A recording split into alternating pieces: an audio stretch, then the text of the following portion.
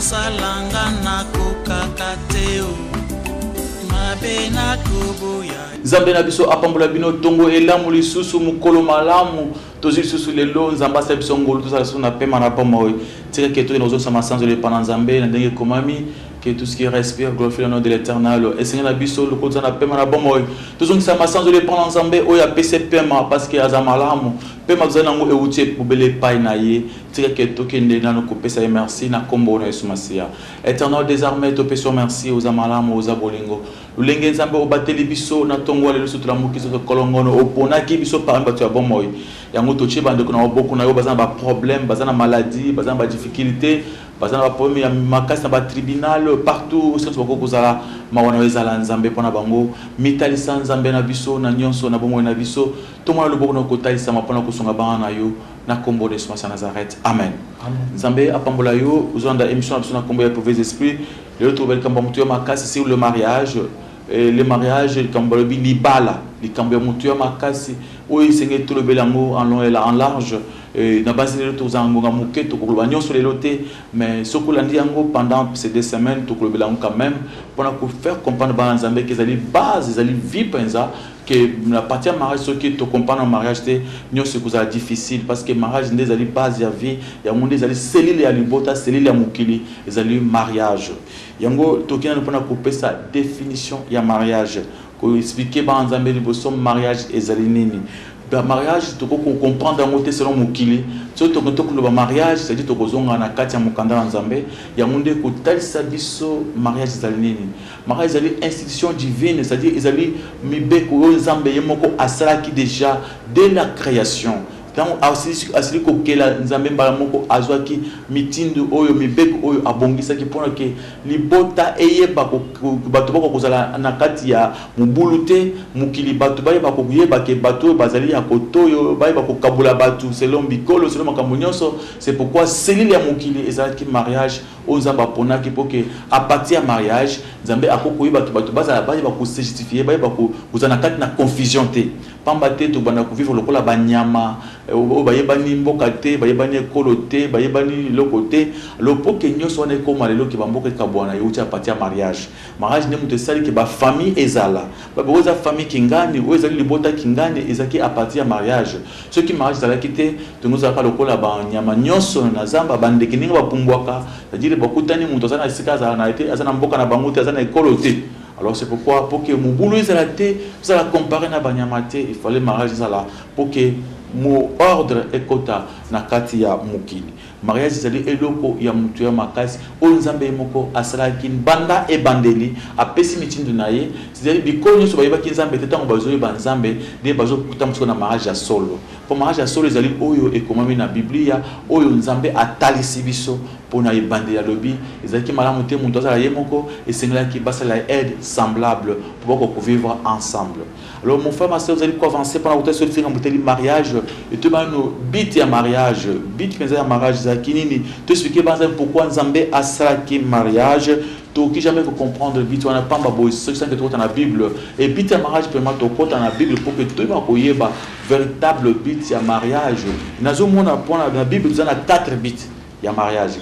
Donc le premier mariage na balotomo mine oyo ezali kisali ke Nzambe asala mariage. Et il y a liboso ba kotangela biso na mukanda ya Genèse chapitre 27 verset 28 batangela biso yango na kombo na Yesu Masia. Genèse chapitre 27 verset 28.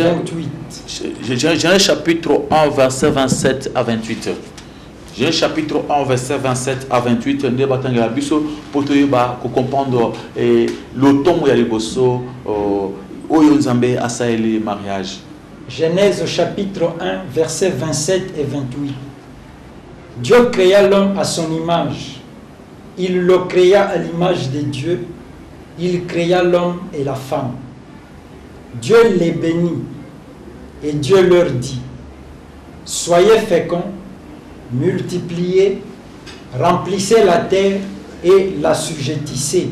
To comprendre que eloko aliboso nzambe azokela sali mariage zali po bato ba se multiplier ba koma mukile koma mobimba nzambe azoka bokende boza fécond bo se multiplier mukili etonda alors mukili po etonda ekotonda en désordre te en désordre te bozo ke boyo boti mwana koto ayeba tata te ayeba mama te tout ça mwana zotango na mukili lokola abimi na kati ya machine te alors esengela ke makambo nyonso ezala na ordre selili ya mukili ezala c'est pourquoi nzambe à l'époque mukili esemi etonda mukili ekoma munene nzambe alobaki asinga ke mwasi na mbali bazala pour que boko kosala ke mariage ekende musika et wana ezali biti liboso nzambe asalaki libala pour que bato ba se multiplier ba koma ebele mukili ekoma munene. À ce moment-là il y avait seulement deux personnes, Adam et Ève, et nzambe aspectait que ba se multiplier alors il fallait passer la mariage. Et deuxième biti ya mariage ezana mokandi ya Genèse chapitre 2 verset 18 parce que quand on a vu tout le monde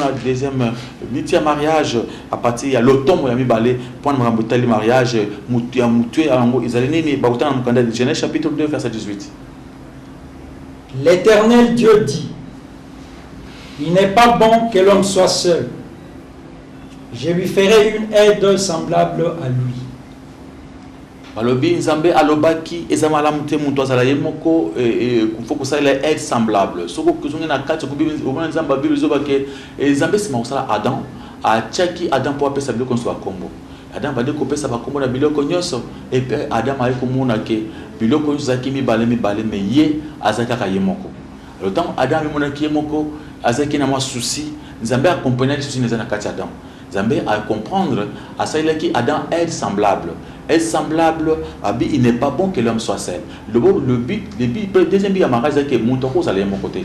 Il faut pas vivre ensemble pour assez compléter. Parce que je me dis que mon toko azala bien, il faut azala nakat na vie ensemble avec sexe opposé pour pas comme normal. Alors il n'est pas bon que l'homme soit seul. Il faut que ça soit semblable. Dans la société, l'homme azali être mon social. Il faut vivre en abatou. Il faut vivre dans la société. Alors il faut maintenant que vous allez être semblable. Parce que tant que muntu azokuta na mwasi na ye mwasi akuta na mobali na ye esali ke bakoma libota babota bana mibali bana basi bato ko vivre na kati ya ndako en famille.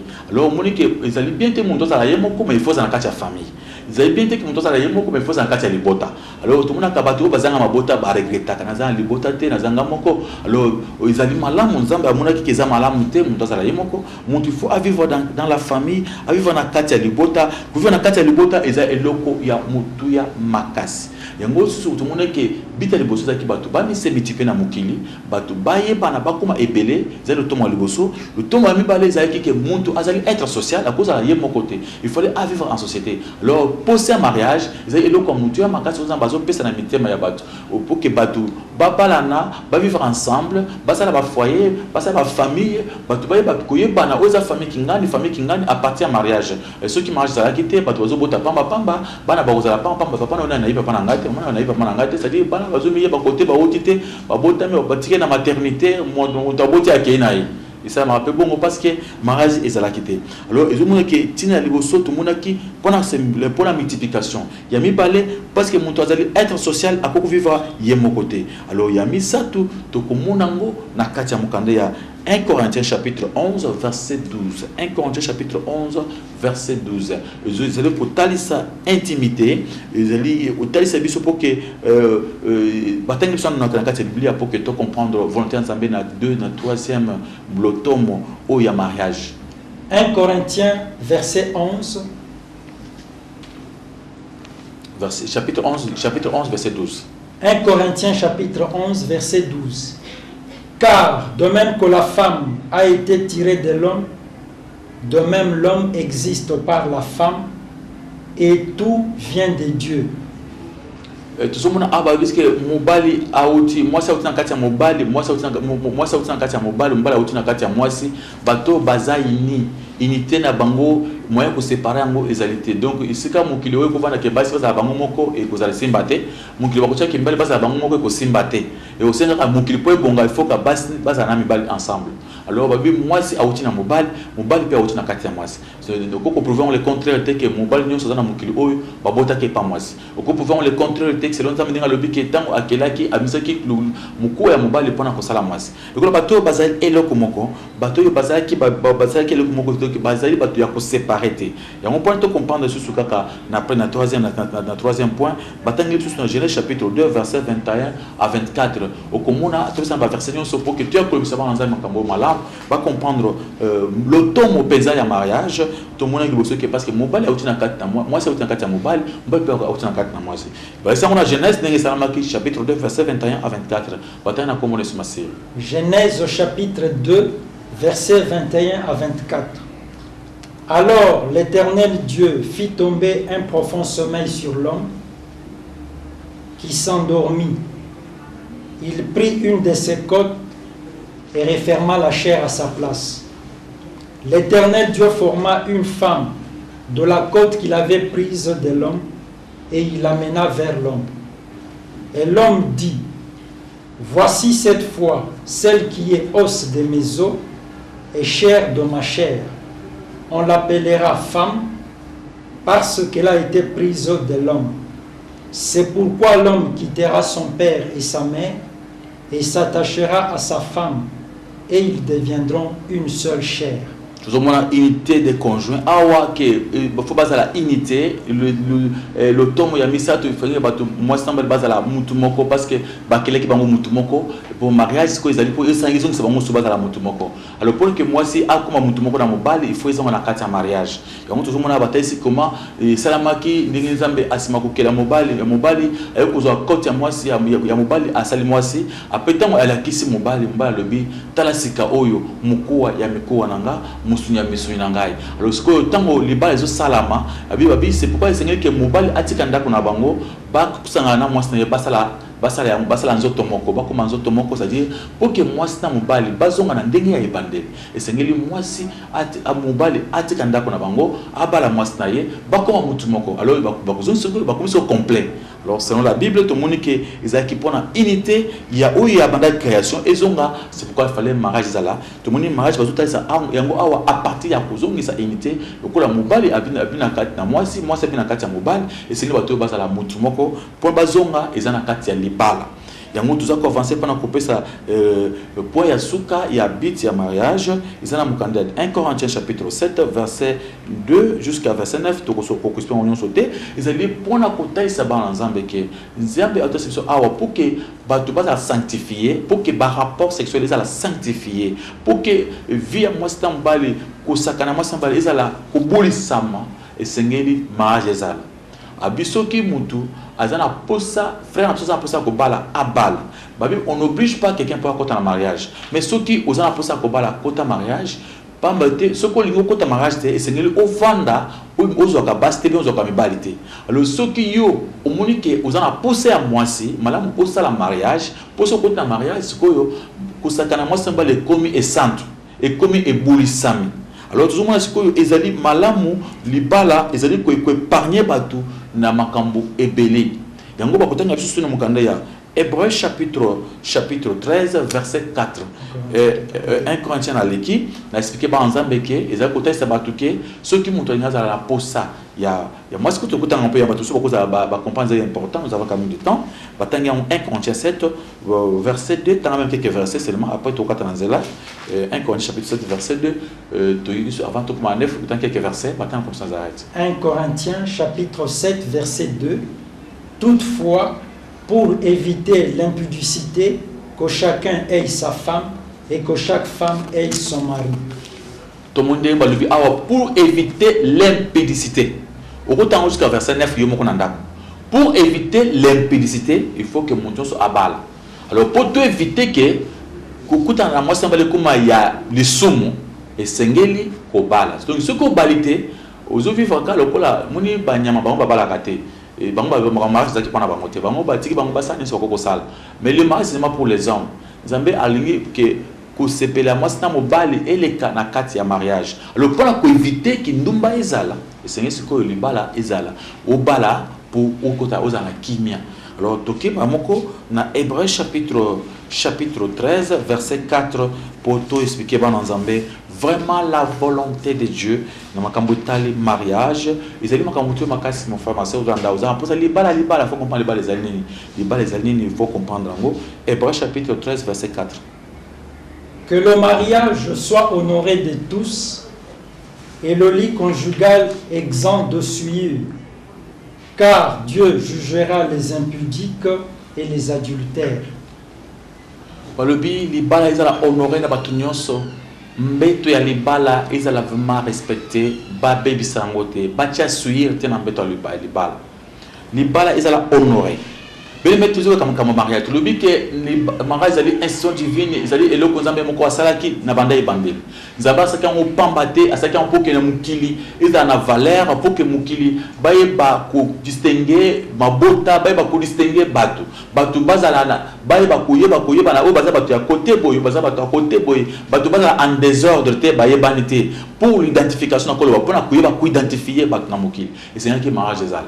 Parce que mariage ezali, bakwa que moi na mwana kingani papa na mama na kingani lo batu mususu baba mususu babota mana mukilo yo ayebaka ni papa na ni mama na donc papa aboti apesi mama zemi mama ebité azoki mibali 5 donc ebité zemi za nani ayebité akolo zemi te donc akemala moko na hôpital aboti atu yanga ete so mwana azangi tata muni mwana bako identifier te.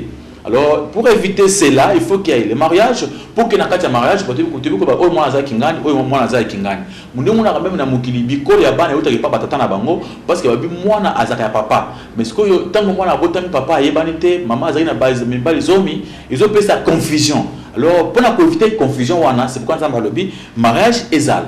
Tout le monde le temps où il y a le mariage, ils ont fait pour que les balas ezaki na tina le pour que bato va se multiplier.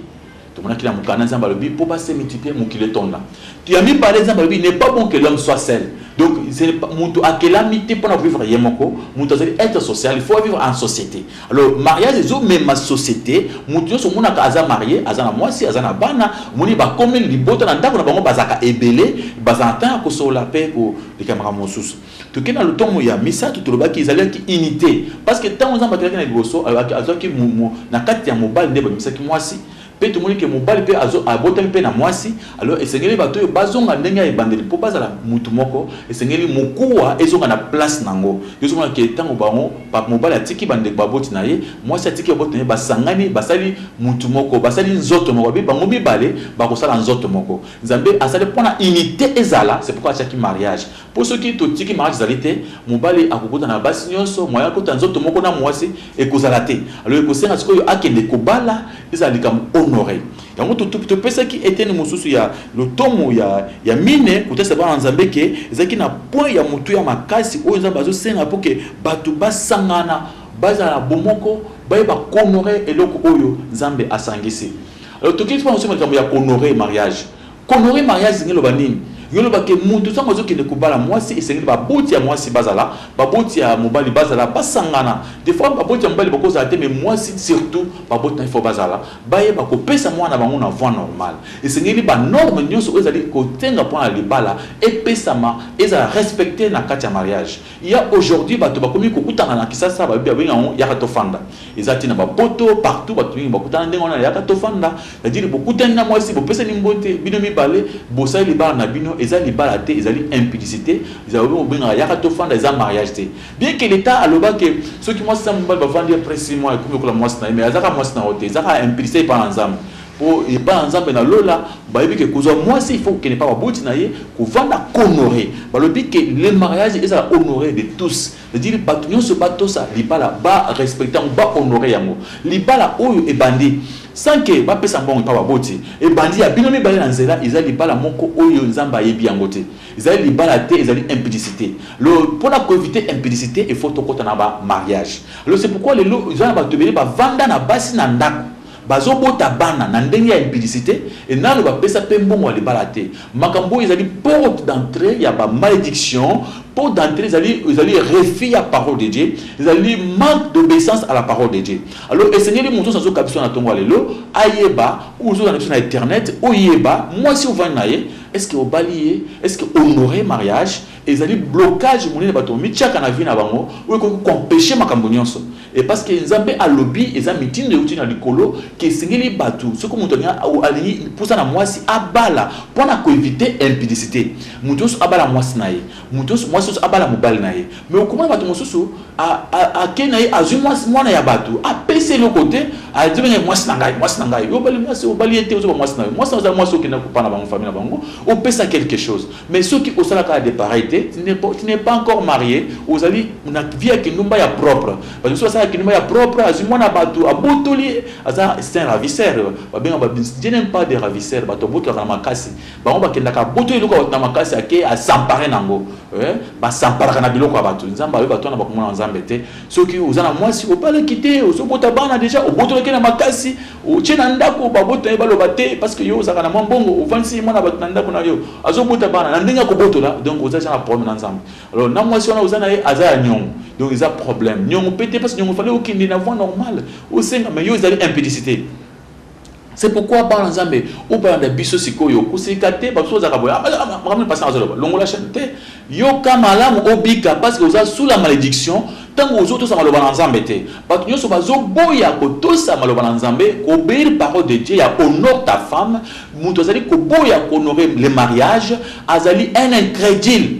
Un incrédule, mon frère, comme on a un incrédule, comme même soi-disant pasteur, avec moi, si il y a personne bon côté, ou comme serviteur de Dieu, il y a wapi, au côté serviteur, wapi, n'importe ni, il y a un impudique, il faut en rien à impudicité, impudique, les impudiques, comme on a embêté. Alors, il s'est pas comprendre avec la femme qui tu as dans Nanda, ou bien ma femme, ce n'est pas ta femme, tu ne l'as pas encore mariée. Tu n'es pas honoré, ce mariage n'est pas honoré. Ni pas l'État, ni pas la famille, ni la quartier, bon, va d'accord, bomba, mais ils ont secret, mais ma famille, ils ont secret, mais ils ont bayebi, et ils que les balawans, ils ont les balatés. Nous devons tout faire pour éviter l'impudicité. Tout bala, bassi, tout ça, tout bongisa, tout honoré par mariage. Mariage, ils ont honoré. Parce que mariage, ils ont éloquent, il y a mutuya makas. Il n'est pas bon que l'homme soit seul. Oui, alors, sur le nous à mon côté, bala na voie normale, donne l'argent. Moi, si tu as un dak, ou que tu as un yo. Mais est-ce qu'il y a une réalité, même dans la vérité, selon la parole de Dieu? Bana yo zobota na moi bali moi si oyo o pesa ki mbongote bazabana na yote bazabana moi si wana bana banoko na bango parce que bana wana yo pesa moi si mbongote famille na bango ils ont honoré. Comment tu peux faire des enfants avec une femme comme ça où tu n'as pas encore honoré sa famille? Donc il s'agit que honorer famille ya ba moi c'est pour que bana bazo valeur ba ko bana yo c'est que on a biko le belé bana bazo kufa pamba ou ko zo des zambe ngai na chercher esprit de mort et kolongwate et kolongwate ni moi si wana yo zunion et kolongwate moi na bato zinyongo va d'abord payer la dette. Ce qu'on fout nyongo wana tu verras maintenant que ça va aller.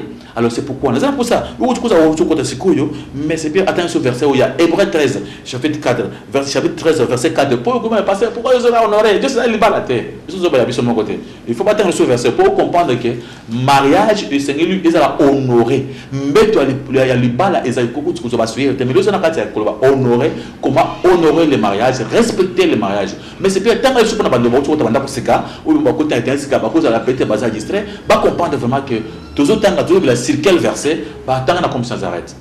Hébreux chapitre 13 verset 4.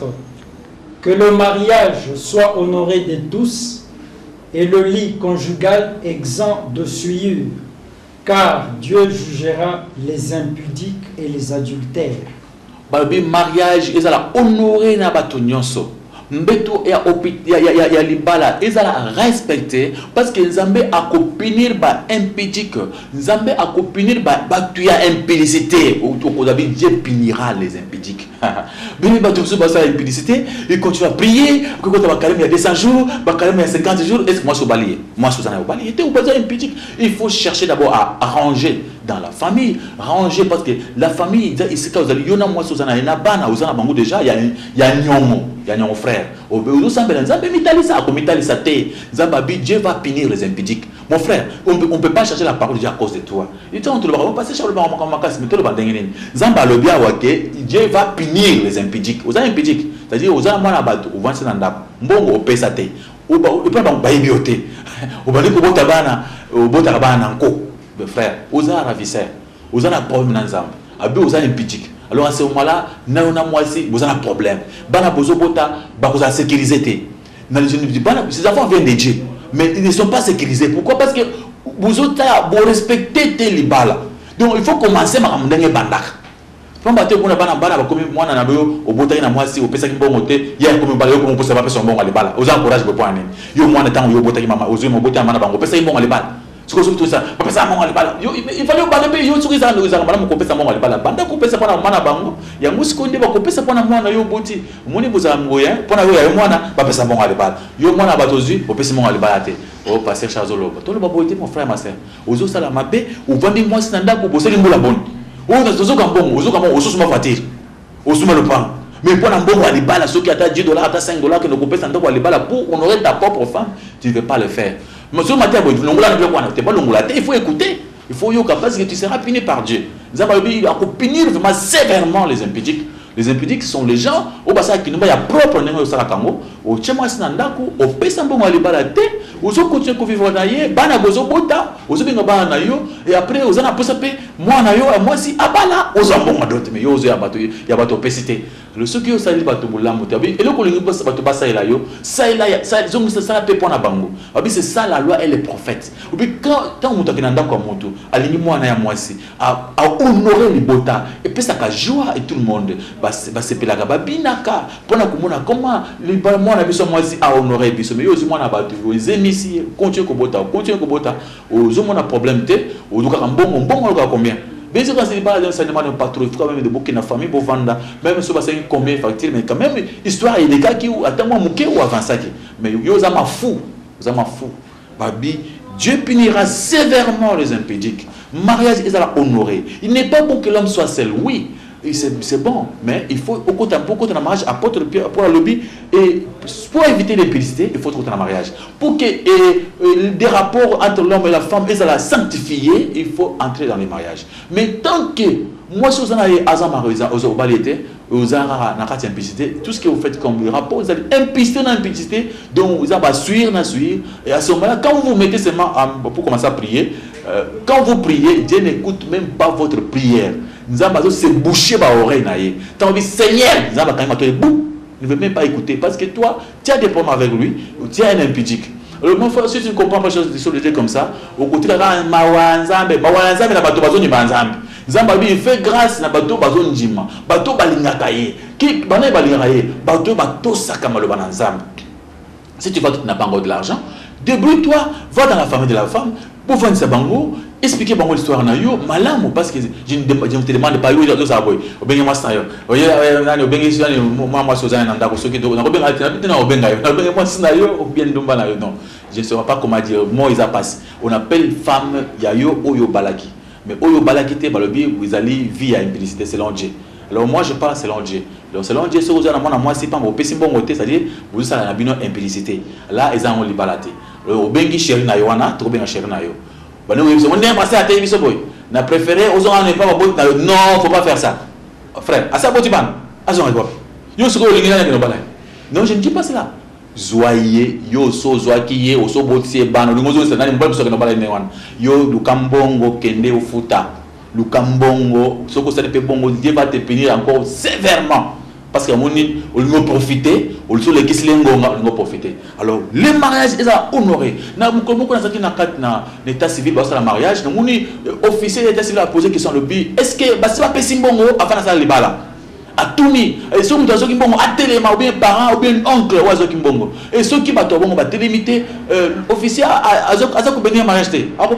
Parce que comment il va bénir un mariage où bateau, parents, bien monté. Avant de bénir un mariage, il s'agit que les balles wana, wana, les balles bamunana, il y a qui honoré. Que Dieu vous bénisse. Nzambe apambola yo ozanda biso tu na poussa pour comprendre vraiment. Dans un poste mais c'est Pierre atanga sur 1 Corinthiens chapitre 7 on a pendant que verset on a 3 ou 4 bah ça pas comprendre vraiment je vais pas comprendre le mariage c'est quoi au juste bato muso avant si moi na batanda ko mikolozo le cas ça 10 ans yo ça 10 ans aux occupés aux hommes et ça le passe. Il faut faire tout, honorer mariage et qu'au fond la porte à bénédiction, pas battre aux arts sur la malédiction et ça va être compliqué. Bataille n'a comment se passer. 1 Corinthiens chapitre 7 verset 2. Toutefois, pour éviter l'impudicité, que chacun ait sa femme et que chaque femme ait son mari.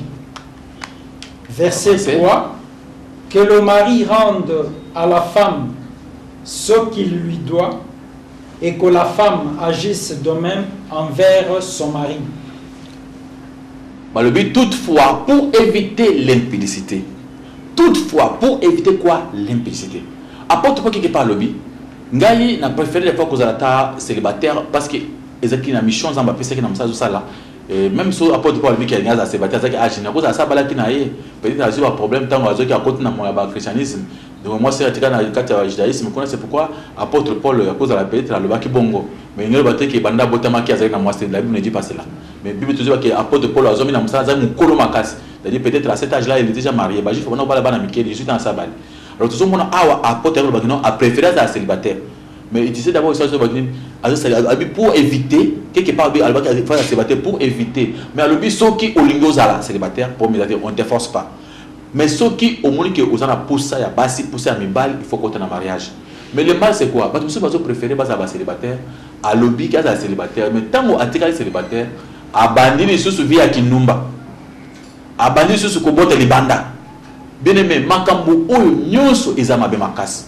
Ou comme aux célibataires mais au balaté mais au bota ils avaient image ma belle image à impudicité donc ils ont invité au clair que mon c'est évident c'est pas clair que vous avez un impudique quelqu'un qui ne se marie pas et qui dit que peut-être c'est pour l'œuvre de Dieu et il ne se marie pas mais en train de mettre au monde azoko botabana so botabana basi banane yo balité azoko botabana basi bato azoko botabana basi bato parce que moi je suis dans balité mon père mo so ko balaye jusqu'au bout de moi, ce qu'on va vous dire, tu vois pas, c'est ça ma belle. Alors nous avons aussi un mariage, ils ont honoré na batonios, tu honorer ma mariage na biso, tu on a nos petits mots en libala, qui ne pèse pas en libala, honorer moi sinayo, honorer la famille à moi sinayo, et oui pendant que moi sinayo balayer, azo valeur. Tant que couper sa bon à libala moi si wana komi ya yo ata bando kibaye bakolonga te bana wana bakomi ya yo tant yo kosambela nzamba koyoka yo mais tant yo okozana mwasi na ndako oyo oza konorete okobenda malédiction et wana malédiction oyo ya mabe oyo makambo nzamba loba ya mabe ekulanda yo alors c'est dire nzamba ngo muto ko modire yo pour nzamba bina ko punir ba impidique so nzamba isko azo punir yo parce que yo oboyi ko tosa mokano na ye. Vous connaissez la vérité vous affranchira. Mon frère, ma soeur, mitangano, uzana ndako, uzana mwasino, uzana ye, mama bana, uzana ye. Est-ce que on aura qui est? Est-ce que vous vendez kapamba, au bout de kapamba? Oui, il y a des choses qui arrivent. Peut-être vous avez na mukili, vous comprenez quitter, mais vous avez qui naïe, mais c'est que vous comprenez que Zambalingi au balaye, Zambalingi au honoré, Zambalingi au fan sabot naïe. Il y a même des gens qui vivent avec les femmes, mais qui ne causent même pas avec Bandekuya Mwasi et Azaka méchant à Botola Makasi, disons que bon.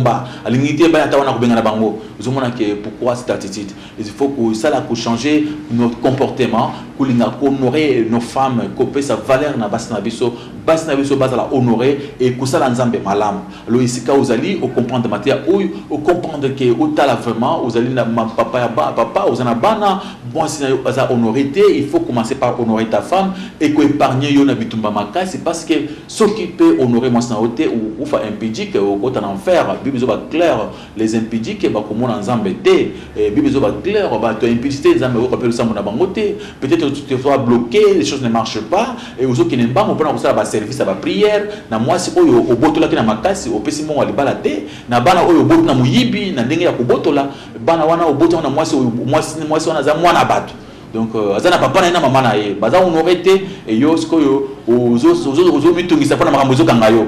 Oh papa, ça ne marche pas, les choses ne vont pas de l'avant. Avant de venir, yo, vous allez na mwana bato boto na makasi, vous allez être ravisseur, au boto ni mwana bato, zo bota bana na ndenge ya kubotol. Donc vous moni zamba bengo impidique, donc c'est difficile zamba na yokayo. Et bato ndé vous adorez ce que vous ne connaissez pas, ndenge sur le bac la femme samaritaine, bato za ko samba zamba bazo yobate. Il faut que nzambe osamba zamba zani, nzambe azamu centre. Alingi bato bato saye. Abi aboyilo ko zo baste, albi balaye. Nzambe a pekisho ko zo master mais albi kana mokose balaye soko balaye o sepela na ye wana nzamba sepeli wana siko bulingo na bene komi bato baza kubeta maboko nzamba zo beta maboko et pesi esengo et même bénédiction le premier nzamba to bazimiti na blocage parce que balingi ko balate balingi ko vanda na base. Alors papa Pierre, il y a quand même des questions to on a quand même question nous en a avant que tu avances. Merci beaucoup pasteur pour la mateya au bandi sujet moko très important. Mais nalingi mo muke kozonga sur premier but oyo pesaki oya mariage olobi que ezalaki pona kotondisa mokili tout de suite question ekwei pona koloba que ndenge yo moko uti ko signaler ngona kati ya mateya wana ezalaki na ebandeli tozana deux personnes Adam na Ève nzamba zo pesa bango mission wana mais na moya lelo pasteur Richard mokili esi etondi ba scientifique bato maele kutu bazo prévoir crise alimentaire mondiale. Pourquoi? Parce que tokomi ebele biloko kolia ekomi muke pe ekozala muke. Est-ce que face à cette réalité, utilité ya mariage ezo se présenter toujours par rapport na premier but oyo lakisi? Vraiment but oyo nzambe muto apesi yango. Mais normalement surtout le baraka surtout le moli yango parce que surtout les MCP ba te mêler surtout quand mariage ba te le bien en profondeur te ba te mususu ba balani baza ba lesbienne moi ça bali moi si mon bala bali mo bali ba donguli makambo ya kobota wana babiza na tinate moni moi ça bali moi si mon bala bali mo bali toutefois le besoin que na kat na Yesu moi ça zangi mabota azate mbali pa zangi mabota azate il y a des choses qui peut arriver que balani moi na zuya te mais zamba le bité ba kabona parce que moi na été parce que le premier il faut que ce n'est pas bon que l'homme soit seul. Alors ils allaient vivre ensemble dans la société et tu peux pas comment on va na mokili so comment peut vendre moi sans peu besoin botate et que la société mais ceux qui va stopper ko bota mokili stopper parce que ceux qui bateau bazo botama bazo stopper bango mukona zaki na Chine na muna remarquer que loko moko na kacha Chine na muna ki na Chine ba koko baza mingi koleka bilenge donc so to na mboka Chine zo tambola muna ba koko belé vraiment bilenge baza moke donc moni mboka soki komi bongo ezoke na faillite quoi donc mona mokomo susu boye ata makambo yeso ba jeune basala ezala passe donc esengeli ba jeune pe bazala ba papa bazala tout ça de toute façon de toute fois nzambe yemo ko muto tindaka bato il n'y a personne qui vient dans ce monde par hasard mais toko compliqué te baninga o bazana kati ya libala oyo peut-être ko bota eyete ba ko kopesa libala na bango te mokiliza pe plein bato bazali déjà ebele mais nzambe yemo ko aza souverain mutu pe oyo azana libala azobota te akolo bante libala akoko désespéré te et peut quand même avoir l'espoir que toutefois, il y a possibilité d'avoir des enfants et si on croit, si on a confiance en Dieu. Mais papa Pierre, comme ça, des gens comme Azuma na bato na muyibi ya chinanda. Après ça, sans franter, yo bota te kwa nini. Donc on comprend bien wana. Et on a si pour ta moi ça na bitumba. Tout sambela, pour sambela zambeni. Nzambe na vie à Kindumba, Dieu ne va pas écouter. Na sens wana me suit, ce que au bali na voie normale. Moi, je crois qu'avec notre Dieu, c'est possible. Et on a vu qu'il y a un frère, à 17 ans, on a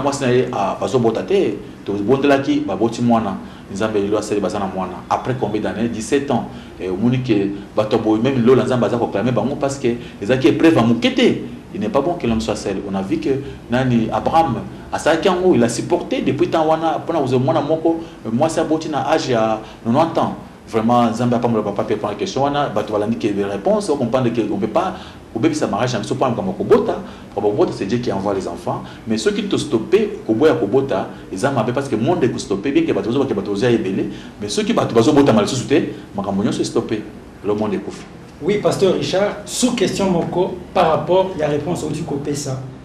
Si ceux qui ne commencent pas à balani, c'est qu'on a voix normale, mais bayokani bangomi balé que babotate. Est-ce que basali lisumu bakei libanda ya mukami ya Nzambe to bazana nzela? Et ceux qui bande komi balé balani bayokani ke bango babota te wana bakeli banda parole de Dieu parce que Dieu ne peut pas accepter kobota ezali volonté ensemble bato mosusu baza na libala baza na posa babota nzambe apesi mwana te wana là on peut le comprendre mais oyo ye moko azoboya kobota azoboya ye moko parce que pour quelle raison koboya kobota et ce que oboyi boye à ce moment tu auras des problèmes avec Dieu alors esengeli bandeko bazokota na mariage basepela kobota basepela kobota et kozala malamu makasi et tout ozoboya kobota ezokoma mabe ezokoma penza lisumu alors koboya te kobota yo moko loba ke non na bota bana mingi te on est quand même des hommes on peut pas bana kobota papa Pierre Mboka kozwa musala tout ça quel espèce salaire na yo quoi au salaire aux autres moi ça moi $50 aux autres moi $200 moi $300 ce que ceux qui bana ba comédie c'est mon que ça au mibu yo moko mais tu peux faire quand même de façon que non na ça bana mi balé mi ça tout parce qu'on est des hommes on n'est pas des animaux bana oyo na kokomema mukumba na kokomema na mutu na ikoka c'est pas ko kene kuzo mukumba oyo ileki makasi je vois même des autres bana basi ba comédie musala ya $50 papa zo botaka et voilà vraiment besoin de mobile moko miche singa bino moko aba bana bana bakoma bakuluna ils vont commencer à voler ba biso ko négocier baté ala kité na nzako ba biso ko négocier baté ba futa ba batanga glace te mwana wana tanga ibine ko makombo na ye akoma muyibi akoma kuluna kata bato machete na nzela o tala ko bota mususu ya bongo iza ko bota moko zanga tina le sengeli bato mutu aza na sagesse mais ko boya ko bota ta mwana moko na vie là c'est un péché. Okay. Merci beaucoup Pasteur Richard. Toujours dans le mariage, au Tikolobela ou à Likambuya pour honorer mariage. Il faut mobali à se présenter dans la famille à moi si à paix sambongo basolola paix à moi si na voie normale. Si ko to lingi toyeba à travers mituna bandeko dot oyo ba famille ya moi si basenga. Na ba cadeau oyo basengaka. Est-ce que et que kiko zala na base moko na kati ya ba écriture na kati ya makomi to na Bible est-ce que par exemple les ali pour na ko soutenir likambo parce que to fandi na milieu ya bato pasteur wana ezali pe témoignage na zo comme c'est pas na bino ezana bande ko mibali na moya lelo nanu babalité parce que côté bakendeki bakutani na dot facture koleka makoki na bango et bloquer bango ba freiner ezangisi bango moyen kobala sikoyo ba pratique wana surtout na ba famille ya bande kubasi est-ce que koki kozala na base moko na kati ya écriture pour permettre bana nzambe bazala na éclaircissement vraiment banzamba comprendre le comme tu ma casse que na kati ya biblia mwasi azali eloko ya mutu ya makasi pona mobali le plus cher pona mobali parce que mobali akoko jamais kolinga ko vivre sans mwasi na yeso ki azana posa ko bala et tout monde awa mutu liboso na bible tout tout dans histoire ya nani ya mwana Abraham Isaac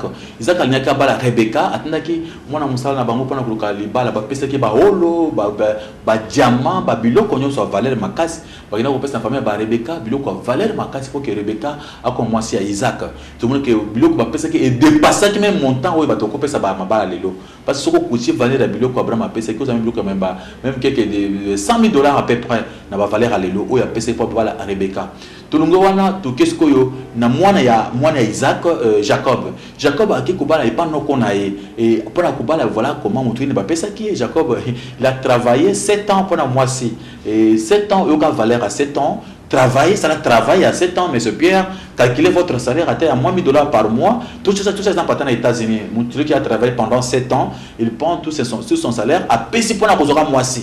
Et ça prouve que la femme coûte trop cher. Azana valeur à ma casse. Tout le monde, même le temps où c'est compliqué, pour la moitié, il y a l'ingaki, il y a péché moussous, pas batté. Et pendant que il a encore travaillé combien d'années? 7 ans. Il a fait 14 ans pour avoir sa femme préférée. La femme coûte cher. Alors nous devons comprendre cela. Et là, comme la famille bâtit à Kobuma, tout à l'heure, Moukil n'est pas kende. Moukil n'est pas difficile, ma balle pèse aussi batté. Et c'est ceux qui montent à ça, lingi, bana balingani, tous les parents ont la peine à compréhension. Tout le monde est côté, il va penser qu'il est côté, il va s'engager misala. C'est-à-dire, côté de notre famille, nous avons libre, pour n'a pas s'engager balingi.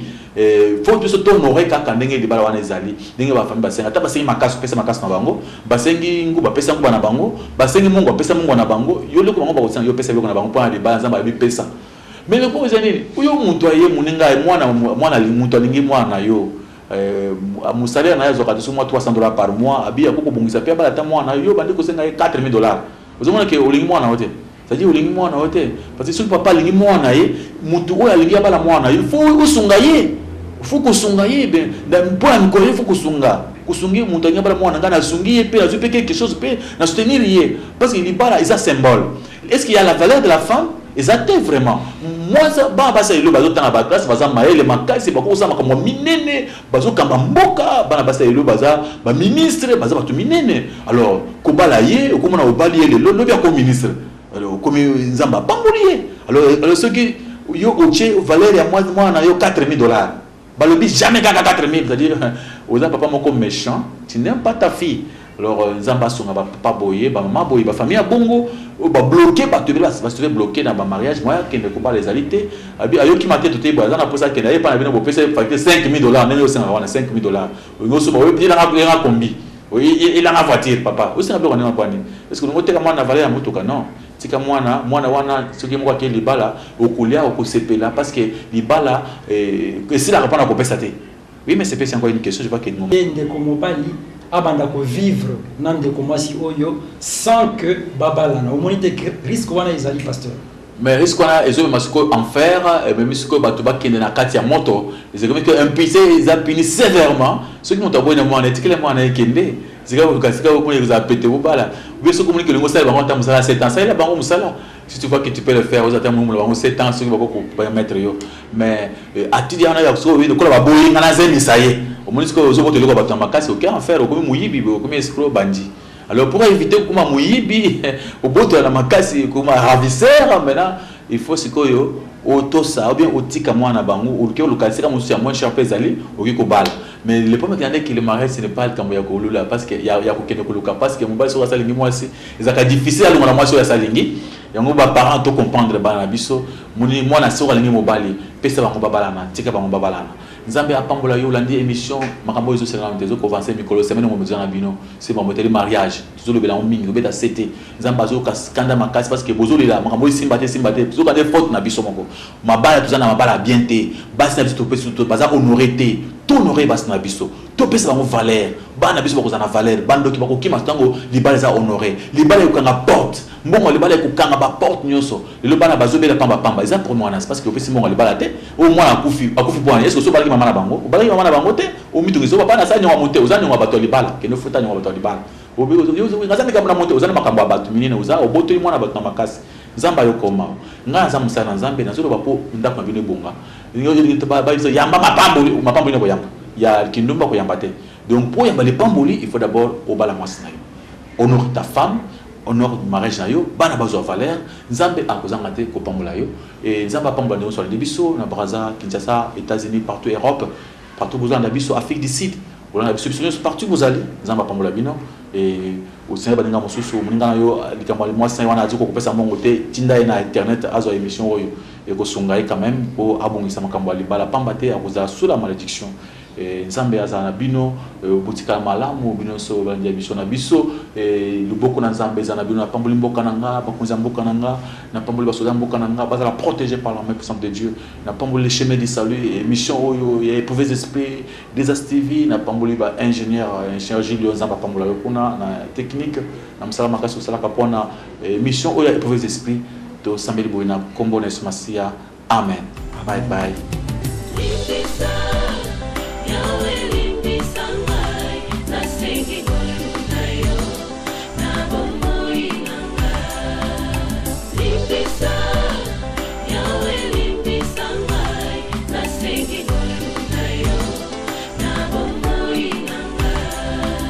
Malamu nalingi na salanga na kukakateo mabe na kubuya yangu